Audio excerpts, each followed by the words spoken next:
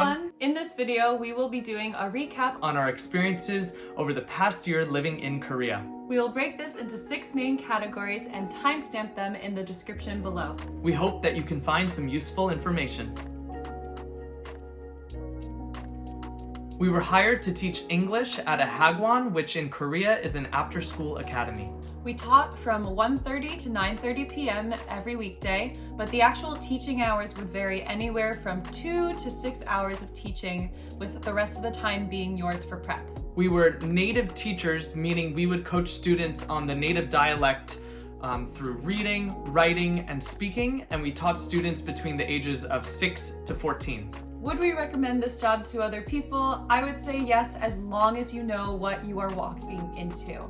There are a lot of aspects about the Korean work culture and what is expected of you on top of just being a teacher, so you need to know what your job is actually going to be. My main advice would be to have other expats actually look at your contract before you sign so you can negotiate into a fair contract.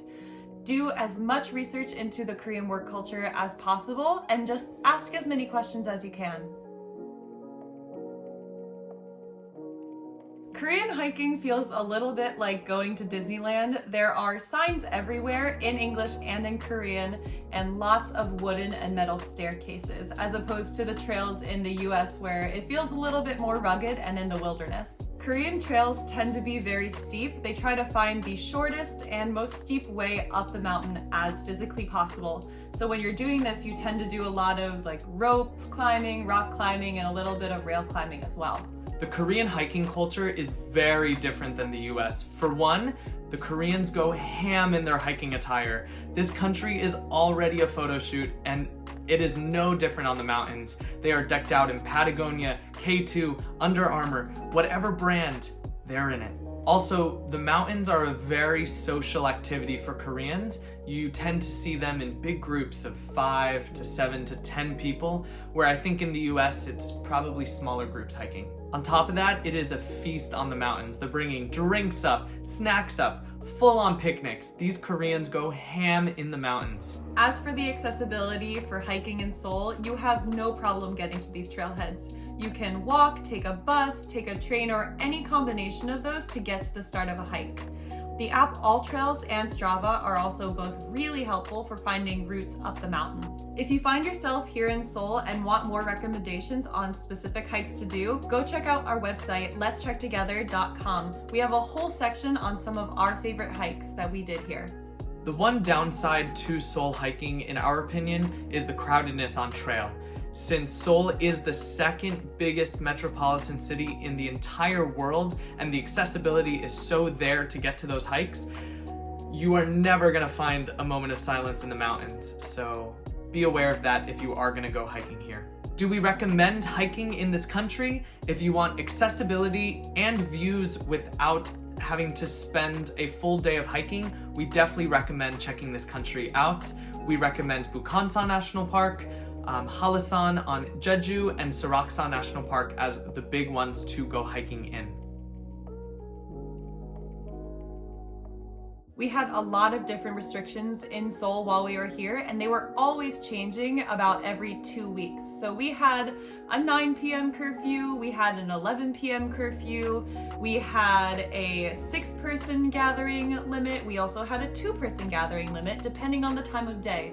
So they were always changing, you had to stay up to date with them, and masks were required inside and outside everywhere. There was also a 7 to 14 day mandatory quarantine when you arrived in the country, depending on when you got here during this past year. When vaccination passes became mandatory, you had to scan a QR code into every single business that you went to, and if you didn't have that QR code, you could not get into those businesses. Since we worked till 9 p.m.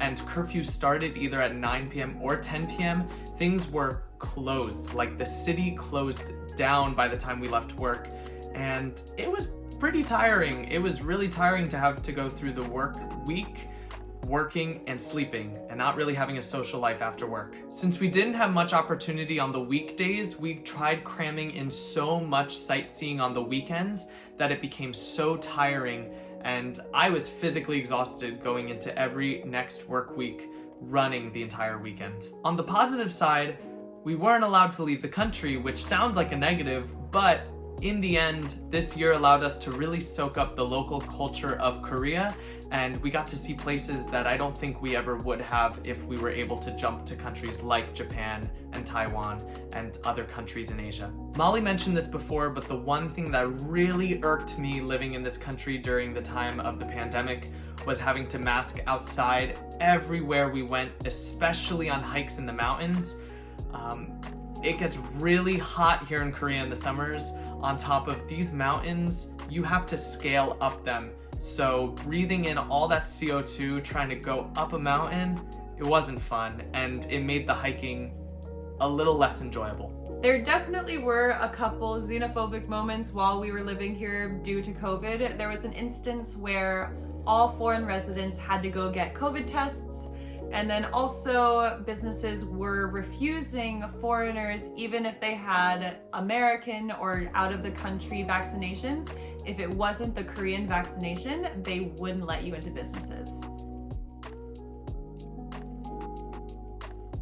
Here are some of our favorite hikes that we recommend you do if you are here in Korea. Dobongsan, Obongsan, Soyusan, Cheonggyesan, Suraksan, Soraksan, Sapesan, Halasan, and Nahamsan Namhansansong, Namhansangsong, Namhansansong. Namhansansong. There you go. Here are some favorite neighborhoods of ours that you should go visit while you're in Seoul. Yeonam, which is north of Hongdae, is a great place if you want artsy, a little bit of eclecticness, and if you want to support small businesses. Insadong is a great place to find really traditional souvenirs and also traditional tea houses, and you get to see the beautiful Hanok culture.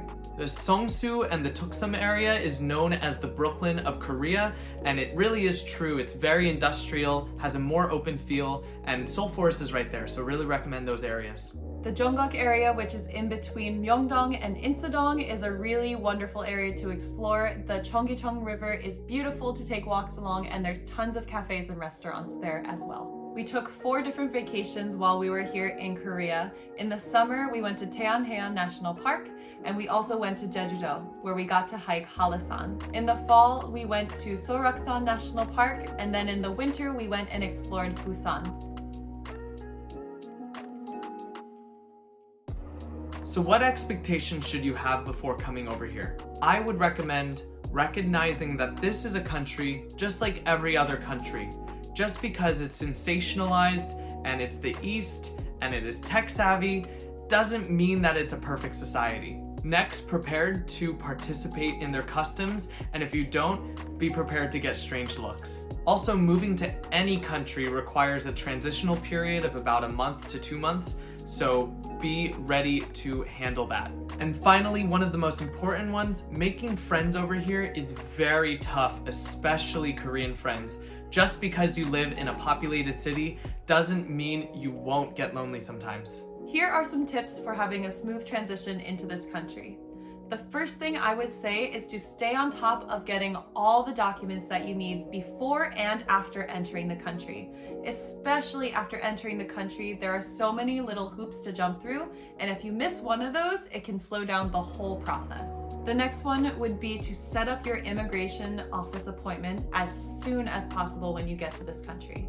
Getting your ARC is the key to unlocking all of the magical doors to everything you need here, and it's really hard to do anything without it. Next, I would say find a Korean friend that will go with you when you set up a bank account and a phone plan, because those processes can be a little difficult. The last 2 things I would say would be, before entering the country, learn to read Hangul, which is the Korean alphabet. It's just really helpful for getting around the country. And last would be to join an expat Facebook group. It's really great for answering any questions that you have.